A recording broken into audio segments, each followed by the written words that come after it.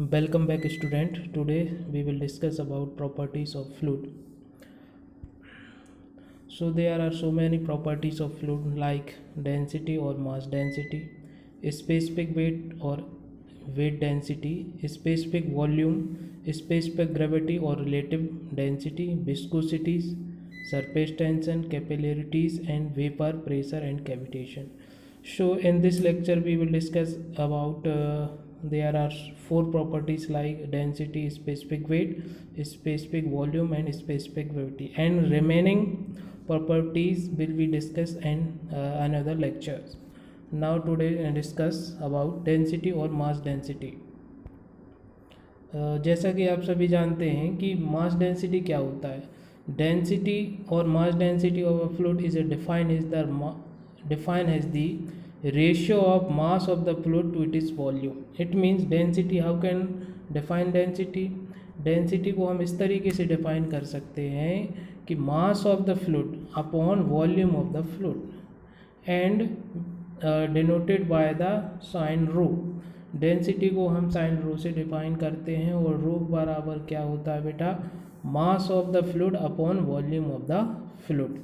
Then अब आपको ये बताना होगा कि डेंसिटी की यूनिट क्या होती. तो जैसे कि हमने आपको बताया कि रो से हम डेंसिटी को डिफाइन करते हैं, डेंसिटी या मास डेंसिटी. तो क्या होता है, मास अपॉन वॉल्यूम. मास की यूनिट क्या होती है बेटा, केजी, और वॉल्यूम की यूनिट क्या होती है, मीटर क्यूब. तो मास डेंसिटी और डेंसिटी की यूनिट क्या हो गई, केजी पर मीटर क्यूब. तो ये एक फ्लूइड की प्रॉपर्टीज़ होती है जिसकी हेल्प से हम किसी भी फ्लूइड की डेंसिटी को डिफाइन कर सकते हैं. अब बात आती है कि वाटर की डेंसिटी कितनी होती है. तो कोई बताएगा वाटर की डेंसिटी कितनी होती है. वाटर की डेंसिटी होती है बेटा 1000 kg पर मीटर क्यूब. क्लियर.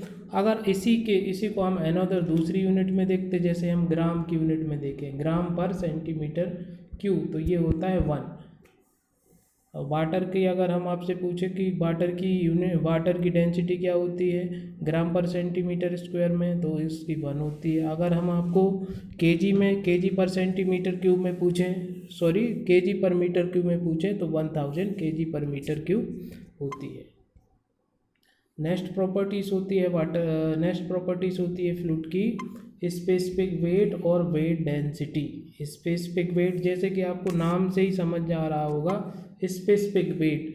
तो specific it means weight per unit volume. ठीक है, वेट पर यूनिट वॉल्यूम. इसको हम स्मॉल w के साइन से शो करते हैं. तो प्रॉपर्टीज़ क्या होती है स्पेसिफिक वेट या वेट डेंसिटी क्या होती है, weight of the fluid upon volume of the fluid. अच्छा, वेट को आप जानते हैं, वेट कैसे डिफाइन कर सकते हैं, m इंटू जी के टर्म में. ठीक है, और वॉल्यूम को अपॉन क्या है, वॉल्यूम. क्लियर. तो ये g क्या होती है, ग्रेविटेशनल एक्सीलरेशन, और m क्या है, मास. तो बेटा आप जानते हैं, अगर हम इसको इस तरीके से लिखें m into g upon V, तो m अपॉन वी क्या होता है, अभी पढ़ा है अपन ने. m upon V mass upon volume क्या होता है, डेंसिटी. तो इसको डेंसिटी को हम किससे डिनोट करते थे, रो से, इंटू जी. तो ये small w it means specific weight, और weight density equals to rho into g. अब मैं बात करता हूँ इसकी यूनिट क्या होगी. तो आप बता सकते हैं, बेसिक जो डेफिनेशन है उससे आप बता सकते हैं इसकी यूनिट कैसे. जैसे कि मैंने आपको बताया कि small w it means specific weight और वेट डेंसिटी. वेट, तो वेट की यूनिट क्या होती है बेटा, न्यूटन, और अपॉन में क्या है, वॉल्यूम की यूनिट क्या होती है, मीटर क्यूब. तो स्पेसिफिक वेट या वेट डेंसिटी की यूनिट क्या हो जाएगी, न्यूटन पर मीटर क्यूब. अच्छा, अब मैं आपसे पूछूं कि वाटर का स्पेसिफिक वेट कितना होता है या स्पेसिफिक डेंसिटी कितनी होती है, तो आप एक फार्मूला याद रखें. कौन सा फार्मूला है, रो इंटू जी. रो यहाँ पर क्या है, डेंसिटी कितनी होती है 1000 वाटर की, और जी की वैल्यू कितनी होती है 9.81 हमेशा. तो ये 9 इंटू 8.1 इंटू 1000, ये क्या हो जाएगा, स्पेसिफिक वेट ऑफ वाटर या weight density of the water. चलिए नेक्स्ट आगे बढ़ते हैं. नेक्स्ट प्रॉपर्टी से क्या, स्पेसिफिक वॉल्यूम. तो स्पेसिफिक वॉल्यूम क्या होता है, तो वेट, स्पेसिफिक वॉल्यूम क्या होगा, volume per unit mass. Volume of the fluid per unit mass. It means fluid का जो वॉल्यूम है अपॉन जो फ्लूइड का मास है उसका जो रेशियो है वो स्पेसिफिक वॉल्यूम कहलाता है। अच्छा, एक चीज़ आपको देखने में समझ में आ रहा होगा कि जो डेंसिटी की यूनिट होती थी या डेंसिटी की जो परिभाषा थी जिसमें मास अपॉन वॉल्यूम बोला गया था, और इसमें जस्ट इसका रेसिप्रोकल है, मतलब mass of fluid volume of the fluid upon mass of the fluid. तो इसको हम कैसे लिख सकते हैं बेटा, 1/ρ के टर्म में। अब ये 1/ρ क्या होता है, specific volume of the fluid. ठीक है, अब इसकी प्रॉपर्टीज़ की बात, इसकी यूनिट की बात आती है। क्या होती है यूनिट, तो रो की यूनिट क्या होती है, kg पर मीटर क्यूब। तो इसकी यूनिट क्या हो जाएगी, मीटर क्यूब पर kg। ओके, चलिए आगे बढ़ते हैं। नेक्स्ट जो प्रॉपर्टीज़ है आपकी वो है स्पेसिफिक ग्रेविटी और रिलेटिव डेंसिटी।